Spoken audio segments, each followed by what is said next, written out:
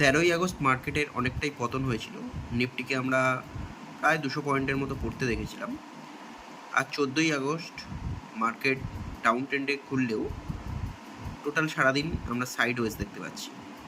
এর কারণ মার্কেটে যখনই বড় মোমেন্টাম হয়, সেটা ডাউন সাইড হোক আইদার আপ সাইড হোক, তারপরেই আমরা দেখতে পাই পরের 2-1 দিন মার্কেট কনসলিডেটেড জোনে চলে যায়।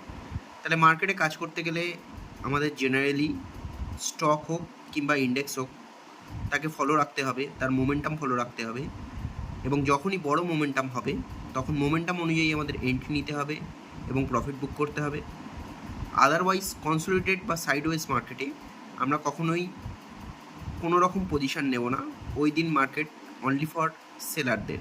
আমরা যেহেতু অপশান বায়ার বা স্টক বাই করি, সেখান থেকে দাঁড়িয়ে আমাদের